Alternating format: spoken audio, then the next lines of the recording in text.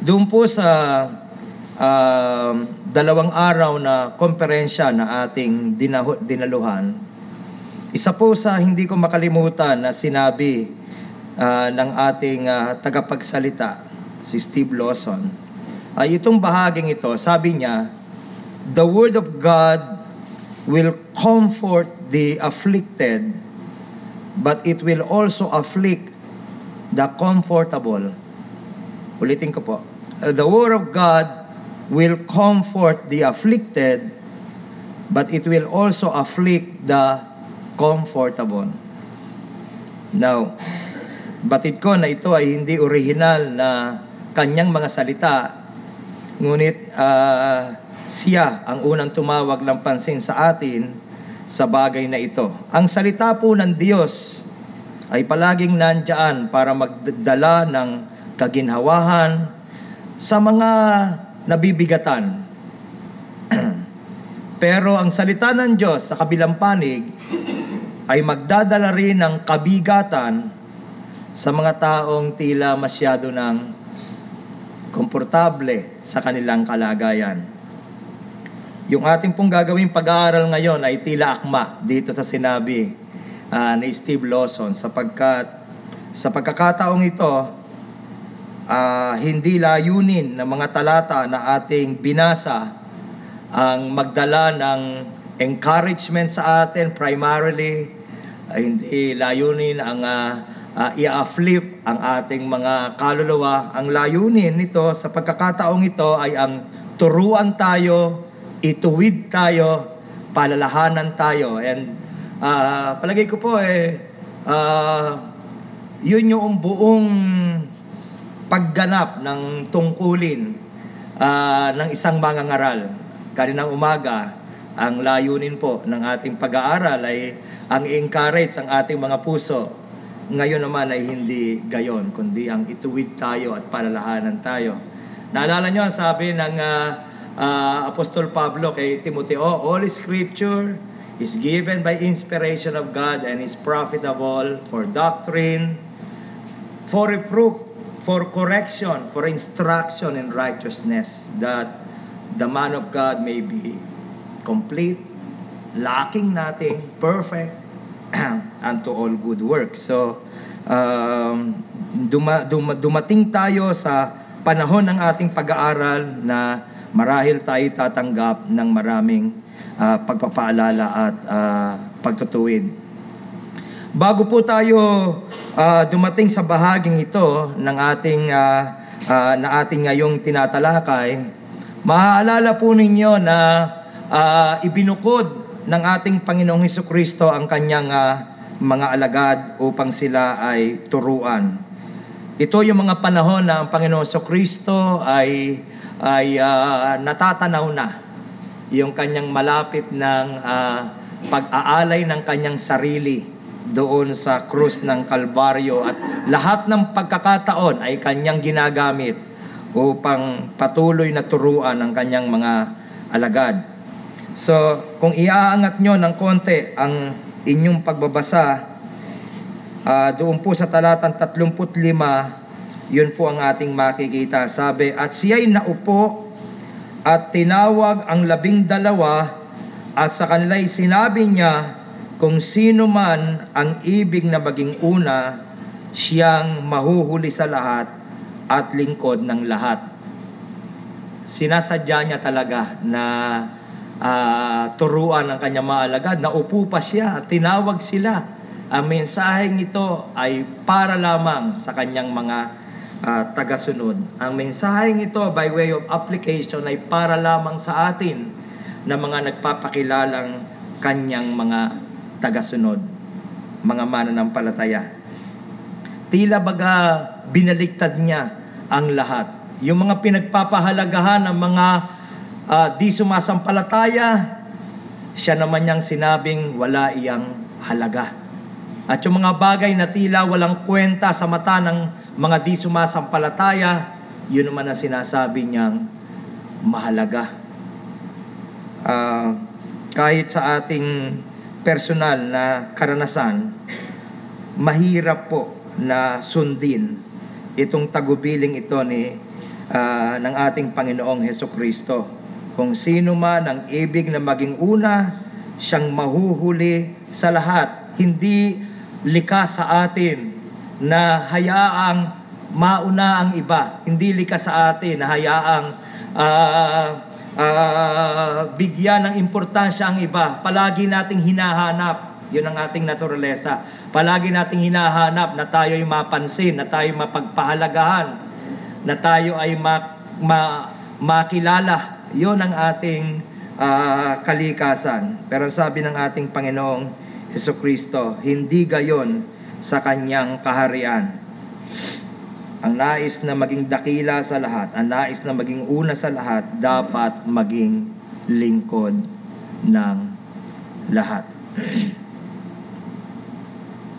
Mula dito, nagpapatuloy ang pagtuturo ng ating Panginoong Hesukristo.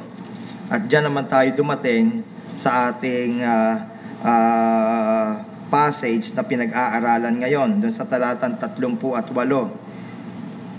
Sa kurso ng kanyang pagtuturo. Naalala ninyo yung pinanggalingan nito, di ba? Nagtatalo-talo pa nga sila kung sino ang pinakadakila sa lahat. Inaakala nila na sila yung karapat-dapat na bigyan ng pinakamagandang poder sa kaharian ng Diyos. Nakakalimutan nila na yun ay balintuna sa malinaw na paalala ng Panginoon. Ang humahanap ng kanyang sarili, nawawalan nito. Ngunit ang ibinibigay ang kanyang sariling buhay ay makakatagpo nito. Pagdating po sa 38, lumapit o tumawag ng pansin ng ating Panginoon si Juan. Sinabi sa kanya ni Juan, "Guro, nakita namin ang isa na sa pangalan mo'y nagpapalabas ng mga demonyo at pinagbawalan namin siya sapagkat hindi sumusunod sa atin." Hindi na tinalong ni Juan sa Panginoon, ano ba dapat gawin dito? Siya na mismo ang nagpasya na di ka dapat gumawa niyan sapagkat hindi ka namin kasama. Interesante po yon, sapagkat bago ang pangyayaring ito, matatagpuan natin ang mga alagad na walang kakayahang gawin ang ginawa ng alagad na ito na hindi nila kabahagi o hindi nila kasama. Pag iniangat nyo lamang ang basa, doon lang tayo sa talatang 14. Ito yung ating mababasa. At pagdating nila sa mga alagad, nakita nilang nasa kanilang palibot-libot ang lubang maraming mga tao, at ang mga eskriba ay nakikipagtalo sa kanila. At pagdakay ang buong karamihan, pagkakita nila sa kanya, ay nangagtakang mainam at tinakbo siya na siya'y binati. At tinanong niya sila, "Ano ang ipinakikipagtalo ninyo sa kanila?" At isa sa karamihan ay sumagot sa kanila, "Guro, dinala ko sa iyo ang aking anak na lalaki na may isang espiritong pipi. At saan man siya alihan nito, ay ibinubuwal siya, at nagbubula ang kanyang bibig, at nagngangalit ang mga ngipin, at unti-unting natutuyo. At sinabi ko sa iyong mga alagad na siya'y palabasin, at hindi nila magawa." Palagay po ninyo, may connection yon sa ginawa ni Juan sa bahaging ito. Napakaposible po na kinakain ng paninibugho hindi lamang si Juan, kundi ang karamihan ng mga alagad, sapagkat sila nagtulong-tulong na siya'y pagbawalan, na ipagpatuloy ang bagay na ito. Mga kapatid, hindi pa rin lumalayo sa diwa na nais na ituro ng ating Panginoon ang pangyayaring ito. Maaring tayo po sa ating lakad bilang mga mananampalataya ay gayon din. Kung hindi kami magtatagumpay, wala ka rin karapatang magtagumpay.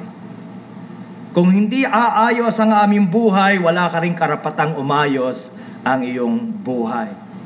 Kung hindi ako magagamit ng Panginoon, wala ka rin karapatang magamit ng Panginoon. Nandun pa rin, naglalaro pa rin, naghahari pa rin sa puso ng mga alagad kung sino ang pinakadakila. Marahil ay may takot, hindi lang paninibugo, kundi may takot na kung ang kagaya ng alagad na ito na di nila kasama ay mapansin ng ating Panginoon, marahil ay may takot na siya ay higit na pag-ukulan ng pansin kaysa sa kanila. Mga kapatid, muli po, tayo ay pinaaalalahanan na hindi dapat maging gayon. Kung tama lamang ang diwa ng mga alagad, kung ang diwa ng mga alagad ay kagaya ng itinatagubilin ng Panginoon, hayaan mong ipagpauna ang iba bago ang sarili. Hayaan mo na dumakila ang iba bago ang sarili. Di sana ang natagpuan nila sa puso nila ay kagalakan. Sapagkat ang mga matagal nang pinahihirapan ng mga masamang espiritu ngayon ay nakalaya mula sa gayong malungkot na kalagayan. Oo, mga kapatid. Napakalungkot po na matagpuan nyo sa gitna ng bayan ng Diyos. Napakalungkot, halimbawa, yung simpleng interpersonal relationship. Kung hindi siya malalapit sa akin at mas malapit sa iba, sisirain ko sila. Hindi ako matutuwa at hindi ako papayag at hindi ako magpapahinga hanggat hindi sila nagkakasira. Mga kapatid, sa demonyo po yun. Yun po ay malayo sa diwa ng ating Panginoong Jesucristo.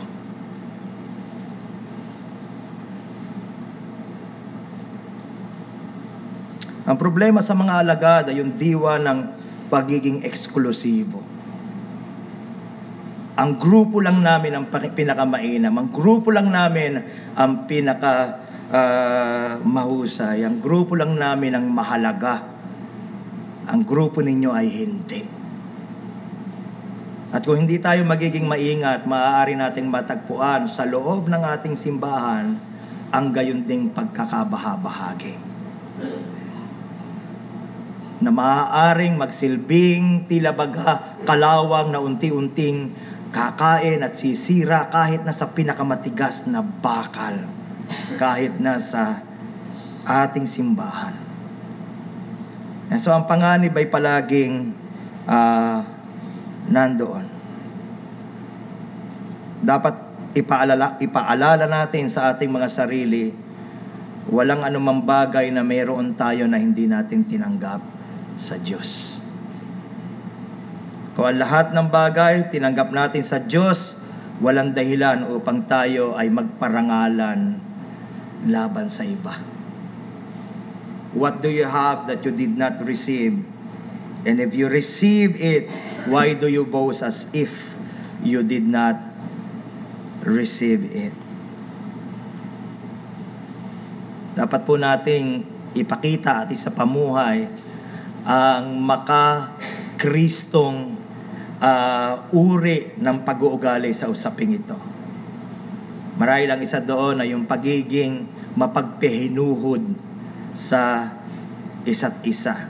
Yung maunawaan natin na ang bawat isa ay nasa iba't ibang antas ng lakad bilang mga mananampalataya. You cannot be impatient to your brother in the Lord, to your sister in the Lord, when you are enjoying the depth of our Lord's patience. Hindi pwedeng maging maikli ang iyong pasensya sa iyong mga kapatid kung ikaw mismo ay benepisyaryo ng masagana at mahabang pagpapahinuhod ng Diyos.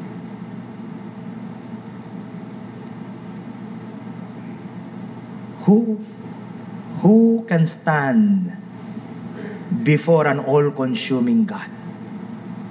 If it were not of His mercy and grace, lahat tayo ay natupok na. Lahat tayo ay bumagsak na. Amen? Oh, mga kapatid, mahalagang maipaalala ito sa atin. Hindi lamang tayo maging mapagpahinuhod, inaasahan na marunong tayong iadyas ang ating mga sarili konforme sa kung ano ang kalagayan ng ating mga kapatid. Sa Biblia, palatandaan ito ng isang lumalagong Kristiyano. Kung natatagpuan mo ang sarili mo na ang mga tao sa paligid mo ang kinakailangan mag-adjust sa ugali natin at sa katauhan natin, tayo ang hindi lumalago, sila. Ang taong lumalago, siya ang nag-aayos ng kanyang sarili para sa kapakanan ng kanyang mga kapatid. Ibabalik lang tayo doon sa unang talata. Yung nais mauna, dapat mahuli. Saka na muna kung ano nararamdaman ko, saka na muna kung saan ako naghihinakit, kung saan ako nagtatampo, saka na muna yon. Ang mahalaga that I would be of service to them. Ang mahalaga that I could minister to their needs. Oh my. Alam nating hindi iyon ang diwa ng sanlibutan, sapagkat pagka pumunta ka sa bookstore, wala kang mababasang, wala kang mabibiling mga aklat tungkol sa kung papaano maging isang tunay na tagapaglingkod ng lahat.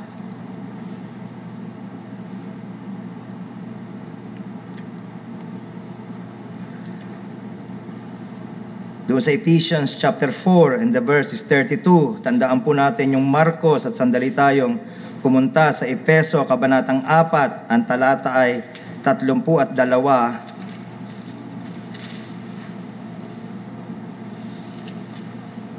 Hindi po natin dapat ikatuwa. O tamo nga, siyang nag-adjust sa sarili niya, talagang ako napakahalaga ko dahil silang lahat pag dumarating ako kung ayaw ko na sila nakatawa, hindi sila tumatawa. Kung ayaw ko na sila hindi na sila ay maingay, tumatahimik sila. Talagang napakahusay ko. Hindi tayo mahusay, tayo isip bata. If everyone needs to adjust for us, well then we have a problem. Sabi po ng Ephesians chapter 4 and the verse is 32.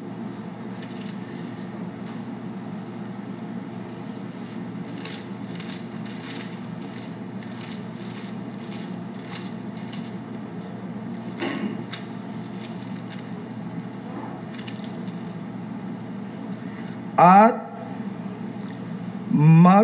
magandang loob kayo sa isa't isa, mga mahabagin, magpatawaran kayo sa isa't isa, gaya naman ng pagpapatawad sa inyo ng Diyos kay Kristo. Ito po ang ating hasain sa buhay natin. Ito po ang ating pag-igihin sa buhay natin. Nakadarama sila at nagpakita sila ng ganong pag-uugali sa isang taong gumagawa ng matuwid sa pangalan ng Panginoon. Yun yung malungkot doon. Yung ginagawa niya hindi para sa pangalan niya, yung ginagawa niya sa pangalan ng Panginoon, pero hindi nakatagpo ng tuwa. Itong mga pinakamalapit, yung pa ang isang mahalagang ipaalala sa atin. Hindi ko tayo ang nag-aakalang pinakamalapit sa Diyos, pinakababad sa salita ng Diyos, pinakamadala sa pagsamba. Tayo ang pinakamalago, sapagkat itong mga alagad niya ay wala nang mas naalapit pa sa ating Panginoon Kristo, ngunit natagpuan na sila ay merong matinding pangarap na sila ang maging pinakadakila.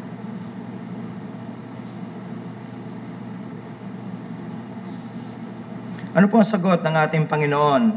Balikan natin yung Marcos, kabanatang 9, ang talata ay 30. Datapwat sinabi ni Jesus, huwag ninyong pagbawalan siya, sapagkat walang taong gumagawa ng makapangyarihang gawa sa pangalan ko na pagdakay magsasalita ng masama tungkol sa akin, sapagkat ang hindi laban sa atin ay sumasa atin.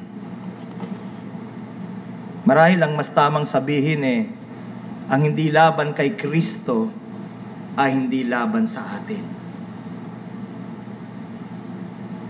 Huwag po natin gawing panuntunan na ang lahat ng laban sa akin dapat laban na rin sa inyo. Mali po yung gayong panuntunan. Wala tayong pinagkaiba sa isang fraternidad na kumukuyog tayo sa lahat ng mga taong laban sa atin. Paramihan ng kakampi. At hindi natin namamalayan na pumapatay na tayo ng tao sa pamamagitan ng ating salita. At naliligayahan. Yun ang malungkot nun eh.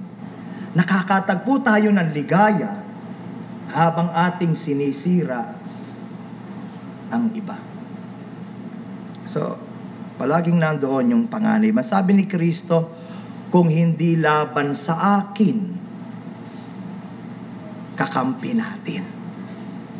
Ang determining factor, lumalakad ba siya sa katwiran ni Kristo? Kung lumalakad siya, by all means, dapat kasama niya ako. Ang problema, ito, kung lumalakad siya sa katwiran ni Kristo at marahil tayo ang hindi. Pagka ganon, ang hirap makita yung kabutihan ng ginagawa niya.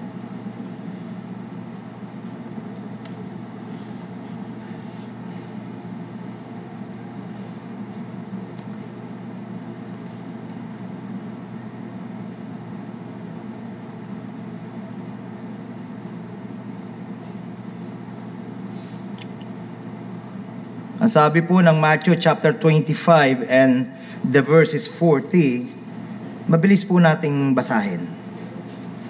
25 of Matthew verse 40.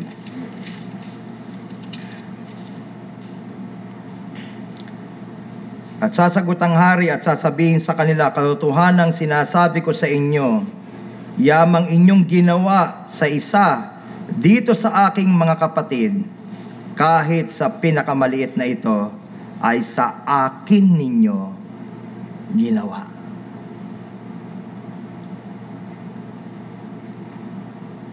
May this serve as an encouragement to us. May positibong aspeto to eh.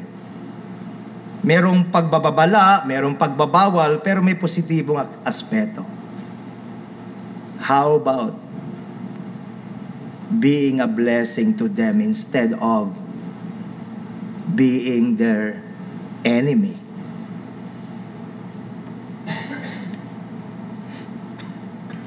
Alam niyo, mapakasarap na karanasan doon sa conference na dinaluhan namin. We were around 400 pastors from different churches. Hindi mo na tinatanong sa katabig mo kung saan simbahan siya galing eh. Hindi mo na nagagawang alamin, Baptist ka ba? Presbyterian ka ba? Evangelical ka ba? Nung magsimula na pong ilagay sa screen yung awit ng pagsamba sa Panginoon, natatagpuan ko ang aking sarili na naliligayahang umaawit ng papuri kasama nilang lahat.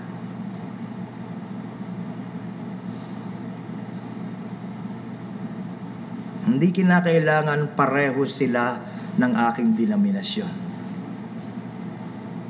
Hindi kinakailangan pareho sila ng Bible College na pinanggalingan ko. Hindi kinakailangan lahat ng pinaniniwalaan ko, pinaniniwalaan din nila, and vice versa. Sapat na alam ko na ang mga dear brothers na ito ay siya ring makakasama ko sa kanyang kaharian. Na yung aking pinagpapahalagahan ng tagapagligtas ay siya ring pinagpapahalagahan nilang tagapagligtas. Mga kapatid, kung meron man na itatayong mga barrier sa pagitan ng mga magkakapatid, tayo na po ang unang sumira noon. I'm not saying that we would be close to one another. I don't think that is possible. Kahit sa sirkulo ng ating Panginoon Kristo, meron 3 na mas pinag-ukulan niya ng mas maraming oras kaysa sa iba. Pero hindi ibig sabihin nun na hindi natin kayang mahalin ang isa't isa.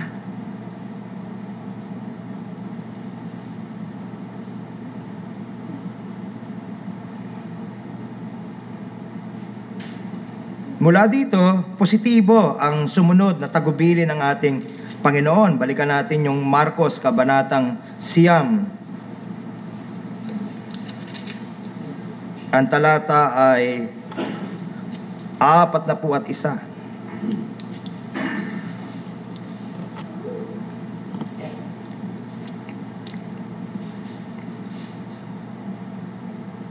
Ganito po nakalagay: sapagkat ang sino mang magpainom sa inyo ng isang sarong tubig dahil sa kayo'y kay Kristo. Napansin po ba ninyo, yun yung susing mga salita pinaiinom dahil kayo'y kay Kristo. Katotohanan ang sinasabi ko sa inyo na hindi mawawala sa anumang paraan ang ganti sa Kanya. Yun lang po sa dulo ang pinakamahalaga. Ano ba ang kinakailangan para ikaw ay mapakay Kristo? Ano pa sabi ng John chapter 20 and the verse is 31? Juan Kabanatang 20, ang talata ay 31. Ngunit ang mga ito ay nangasulat upang kayo'y magsisampalataya na si Jesus ay ang Kristo, ang anak ng Diyos, at sa inyong pananampalataya magkaroon kayo ng buhay sa Kanyang pangalan. Ano po ang kinakailangan? Kung sumasampalataya ka, kung sinasampalatayanan mo ang lahat ng kinakailangan upang ang isang tao, ang isang makasalanan ay maligtas, kung gayon, ikay na kay Kristo. Kung kinikilala mo na siya lamang ang may kakayahang luminis at tumubo sa lahat ng iyong mga kasalanan, kinikilala mo na ikay walang kakayahan sa sarili mo, at lahat pa ng mga sangkap para sa kaligtasan, yun ay sapat na. Amen? I mean, I could fellowship with a brother who worships a bit different from how I worship. Maring siya ay sumasamba na mayroong mga ibang instrumentong hindi ko nakagawian, magagawa kong sumambang kasama niya. At maituturing ko siyang isang tunay na kapatid, sapagkat yun yung panuntunang ibinigay ng banal na kasulatan. Huwag po nawang maging barikada. Hindi siya nananamit ng kagaya ko. Hindi siya nagsasalita ng kagaya ko. Ang kanyang mga pinagkakabalahan di ng kagaya ko, so ayoko sa kanya. Hindi po ganon, mga kapatid.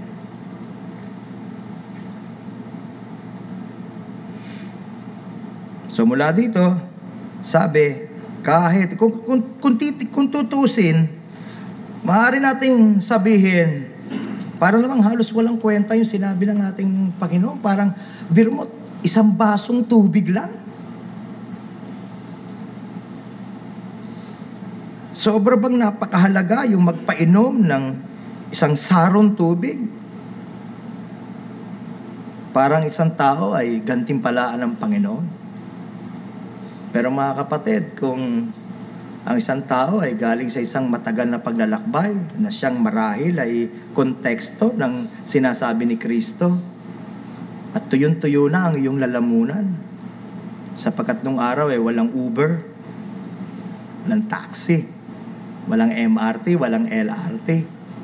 Kinakailangan nilang lakarin mula sa isang lugar hanggang sa kabilang lugar. Kung magtagpuan mo, yung tao na yon ay dead thirsty, at nandun ka para sabihin, ito ang isang basong malamig na tubig. I'm telling you, mga kapatid, para sa Kanya, ikaw ay isang malaking pagpapala. Ano po ang mensahe? We must be sensitive to what our brethren in Christ need. You go out of your way to know. You go out of your way to find out ano ang kailangan mo. Hindi ko gusto na basta binibigyan ka lang ng mga bagay-bagay. I would want, gusto ko na magdala ng kagaanan sa kung ano talaga ang iyong dinadaanan. Amen? Yun ang ibig sabihin ni Kristo. Walang pagsala na hindi ka tatanggap ng ganti. Nakikita ng Diyos. Minsan, di ba, ang ating tendency ay ipakita sa tao sa halip na, Lord, kayo lang. So, nandun palagi yung temptation. Maaring nung una, tama ang simula mo eh. Basta natulungan ko siya, tama na yun. Pamaya-maya, ano ba, nag-enjoy ka ba? Natulungan, ginamit mo na ba? Whatever that may be. Pamaya-maya, ay alam mo, binigyan ko siya. So, palaging nandoon, ano? Ang bilis-bilis nating mag-shift gear. Mula sa gagawin ko ito para lang sa iyo, sa kaluwalhatian ng Panginoon. And then if we are not careful, matagpuan natin ang sarili na, oh my, ginawa ko ito para sa aking sariling kaluwalhatian.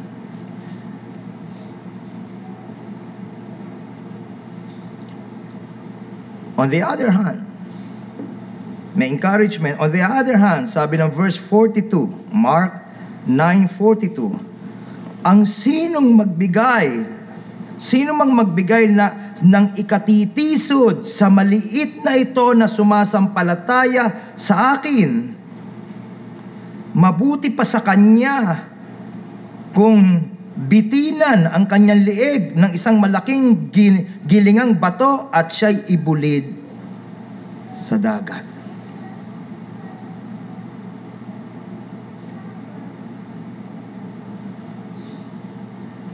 Itong salitang katitisuran, nanggaling ito sa orihinal na salita kung saan kinuha din yung salitang iskandalo. Na ang ibig sabihin, kung tayo ay nagiging kasangkapan para ang isang kapatid ay magkasala at sumira at magmantsa sa dakilang kaluwalhatian ng Diyos, mas mabuti pa raw. Hindi mo kinakailangan ikaw mismo ang gagawa ng isang kasalanan. Kung ikaw ay maging kasangkapan, parang isang mananampalataya ay mauwi at mahulog sa isang pagkakasala, mas mabuti pa raw ang lagyan ng ating leeg ng gilingang bato at tayo ay tumalo na sa dagat. Bakit sinabi ni Kristo ito? Ano po ba ang kabilang panig nito? Kung hindi mo itatrato ng seryoso ang lakad mo na maaaring magsilbing dahilan para ang iba naman ay mahulog din sa gayong kasalanan, saan ka marahil uuwi kung ito ay iyong maging paraan ng pamumuhay? Maaaring ikaw ay mauwi sa pagbubulid sa iyong kaluluwa sa impyerno. Ano gugustuhin mo? Ang maagang ibulid o ilubog o tumalon sa dagat? Ano? May kasamang kilingang bato para siguradong di nalulutang, o ang mabulid sa walang hanggang kaparusahan? Nakukuha po ninyo ang ibig sabihin ng ating Panginoon. Suffer what you need to suffer. Basta huwag ka lang mag-suffer ng eternal destruction. Nakukuha po ninyo?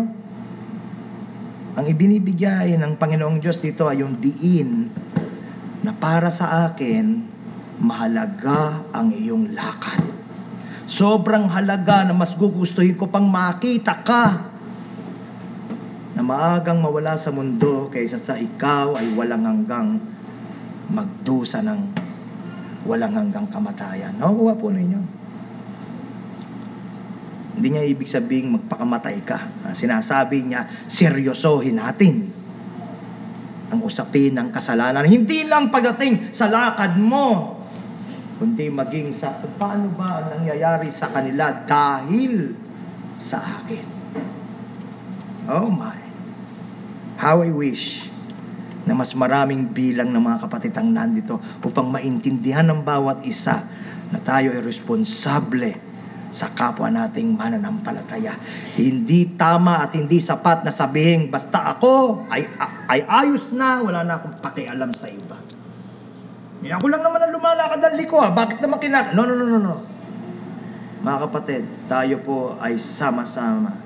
Isang bangka tayo.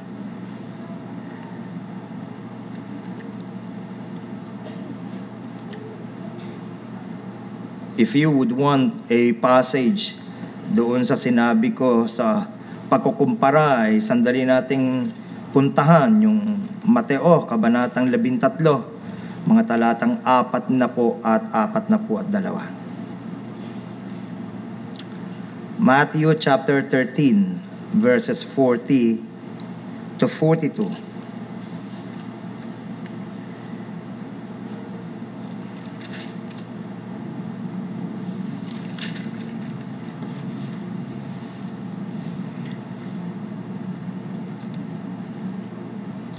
Kung paano ang pagtipon sa mga pangsirang damo at pagsunog sa apoy, gayon din ang mangyayari sa katapusan ng sanlibutan. Susuguin ng anak ng tao ang kanyang mga anghel, kanyang titipunin sa labas ng kanyang kaharian ang lahat na mga bagay na napagpapatisod at nagsigawa ng katampalasanan, at sila'y ikagatong sa kalalang apoy. Diyan na nga ang pagtangis at ang pagngangalit ng mga ngipin. Nakukuha niyo mga kapatid? Napakahalaga pala ng aking lakad. Hindi lang for my own sake. Napakahalaga pala na lumakad ako sa katuwiran for the sake of others. Kung tayo may pamilya, for the sake of my wife and for the sake of my children. And from there onward, for the sake of the rest of my fellow brethren in Christ. Oh my. Paggising pa lang natin bukas ng umaga, nawa sumariwa ito sa atin. Yung desisyon kong ginagawa, apektado sila. At mananagot tayo sa bawat desisyong ating ginagawa, lalo na kung ito'y maging pamumuhay natin. Sa dulo, ipakikita niyan, kahit nababad man tayo sa simbahan, na we have not really experienced the truth of the new birth and regeneration. Tayo po ay ibubulid sa walang hanggang kapahamakan. Basahin po natin ang natitirang mga talata dito sa Marcos. Lalo pang idiniin ng ating Panginoon ang pangangailangan ng lakad na banal. Ang sabi niya sa talatang 43, at kung ang kamay mo ay makapagpapatisod sa iyo, putulin mo. Mabuti pa sa iyo ang pumasok sa buhay o buhay na walang hanggan na pingkaw, kaysa may dalawang kamay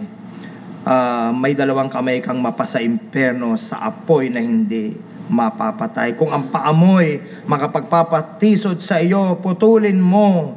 Mabuti pa sa iyo ang pumasok ang pilay sa buhay kaysa may dalawang paakang mabulid sa impyerno. At kung ang mata mo'y makapagpapatisod sa iyo, dukutin mo.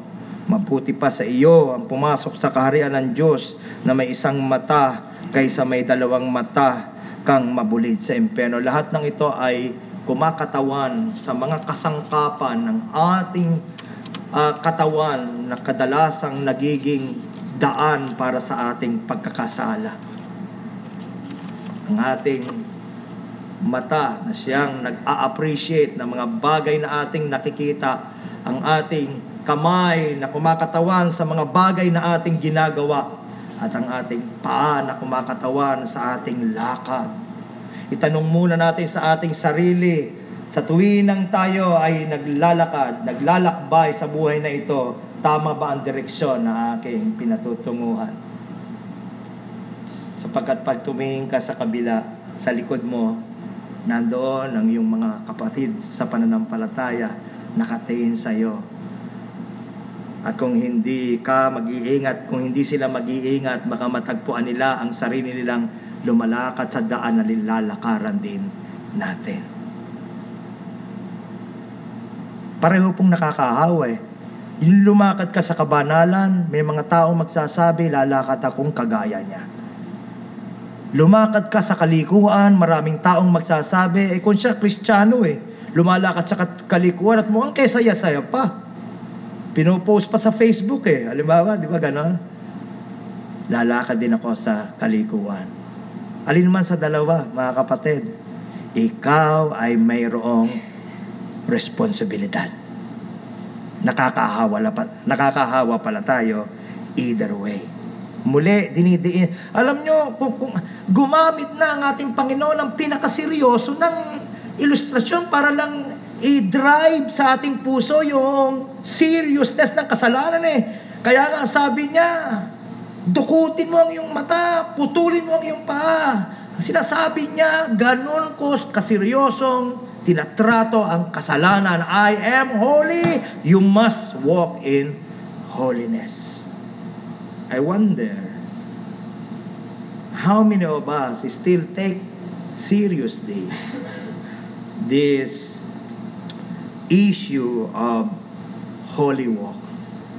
Mahalaga po ba sa atin ito? Tanong po natin sa ating mga sarili sapagkat nakakampante tayo kay Kristiyano na. Mga kapatid, may palatandaan ng Kristiyano. Humahangad siyang lumakad sa katwiran. Holiness without which no man. Hindi mo pwedeng baliktarin yung talata. Dumukot ka ba ng ibang mga talata? Klaro ang Biblia. Holiness without which no man shall see the Lord. Maaaring hindi tayo nakalalakad sa isang paraan that we ought, pero lalakad ka pa rin sa tamang direksyon. Amen? Dumadapa ka, nahihina ka, nahihirapan ka, pero ang daan ng Kristiyano, ang dulo ay buhay. Walang Kristiyano na lumalakad sa ang dulo ay kamatayan at kapahamakan. Tanong natin sa ating mga sarili, buhay po natin nakataya dyan I-deny man natin, halimbawa, yung may karamdaman, i-deny man niyang maraming beses na siya ay may leukemia. Pagka may leukemia ka, talagang unti-unti kang papatayin yan. Kung hindi yan bibigyan ng kaukulang pagtatrato o treatment. Ganon din po sa atin. Kung malinaw na sa atin na mas masarap pagtampisaw sa kasalanan, pero patuloy ka nangangalong sa unawa, hindi, Kristiyano ako, masipag ako sa pagsimba, unti-unti tayong papatayin niyan hanggang sa huli na ang lahat.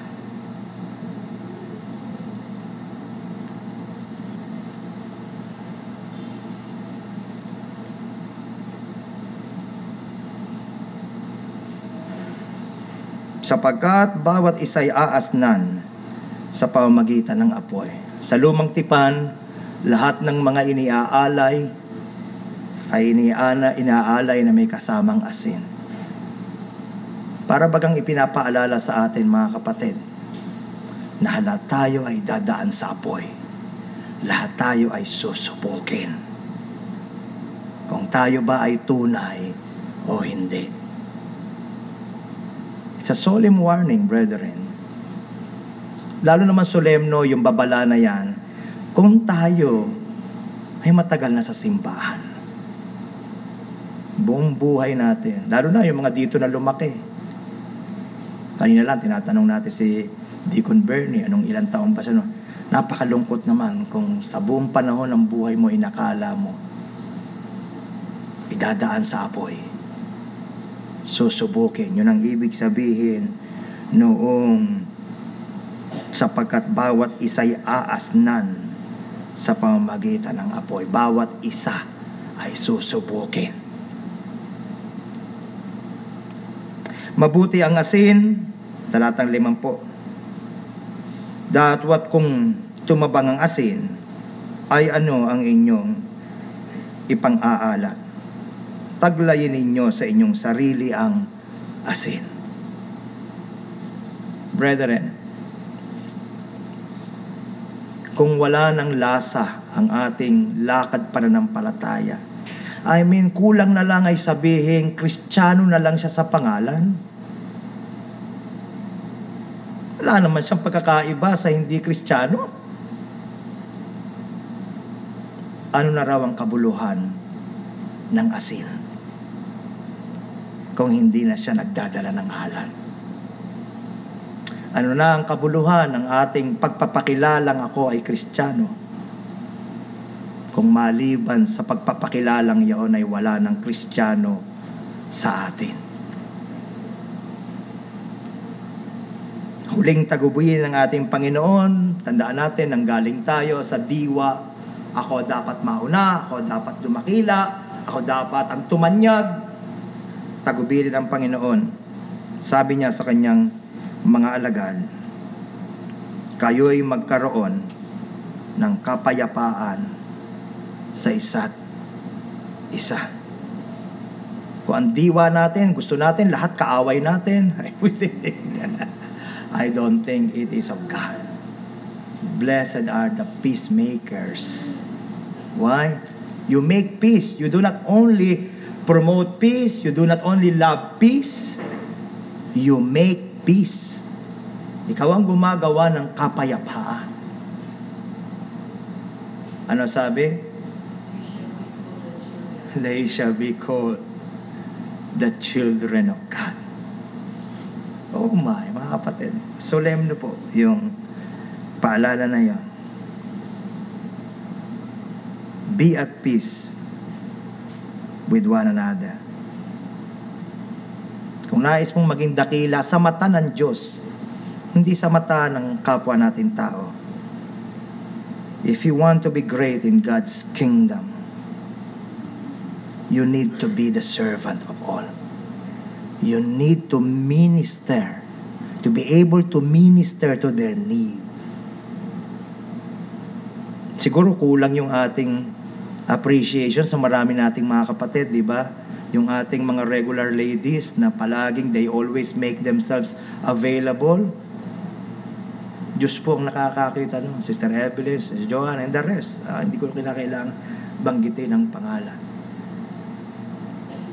Si Ma'am Blessy na walang tangge pagka sinabi mong paigawa ka nga ng PowerPoint. Si Jomer na palaging ginagamit yung kanyang kakayahan sa pagtugtog. Si Preacher Joel, Pastor Ron, mayroong burden para each and everyone, mga kapatid. Kung nais nating tunay na maging dakila sa kaharian ng Diyos, gumawa tayo ng mga paraan para tayo maging epektibong ministro sa mga pangangailangan ng iba. Do not only look out for your own personal interests, but look out for the interests of others. Philippians 2:4, mabilis. Sabi po,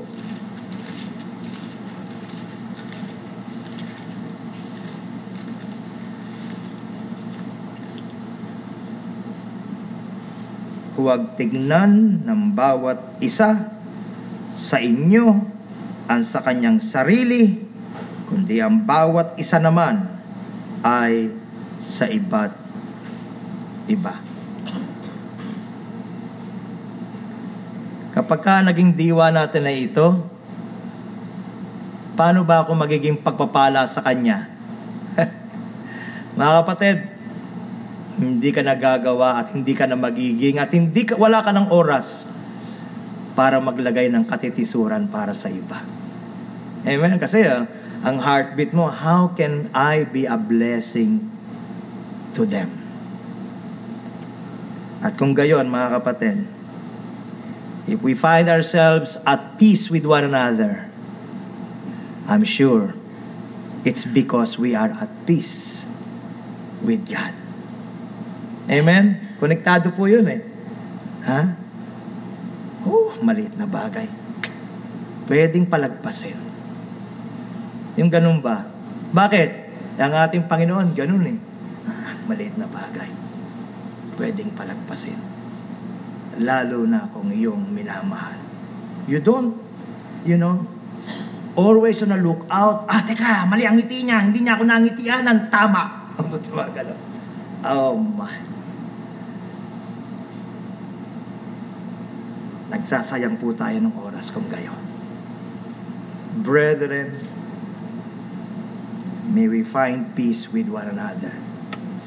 May we exist in the realm of peace within our community. At kung merong isa halimbawa na hindi gayon ang diwa, tayo ang makahawa. Hindi tayo ang mahawa. Napansin niyo po ba yan? Mag-eksperimento kayo, magsagawa kayo ng sarili niyong personal laboratory. Halimbawa, pumunta ka at sabihin mo, alam mo, hindi ko nagugustuhan yung pagkakagawa ng karsada na yan. Paling-paling, liko-liko, ano ang tendensiya ng kausap mo? Oo nga eh. Hindi lang liko-liko at paling-paling, may butas pa. On the other hand, kung sinabi mo naman na dati matindi ang karsada na yan, pero at least ngayon mas maayos na. Ay, oo nga. Lalo na noon. Mabuti na nga ngayon. Hindi siya pinaka-best, pero mas mabuti ngayon. Amen? Oh my. Nasa atin daw ang kamatayan, ang salita ng kamatayan, at ang salita ng buhay. Anong diwa po naghahari sa ating mga puso? Diwa na nais maging pagpapala sa iba? Diwa na handang mauna ang iba? O diwa na nagnanais, ako ang pinakadakila, ako ang pinakamahalaga? Doon pa lamang tayo, personal, individual, pwede na nating i-reflect. O pwede na tayong magsagawa ng refleksyon. Oh God,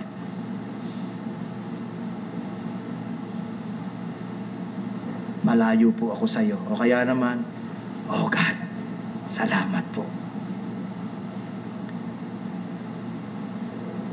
We shall gather our offering.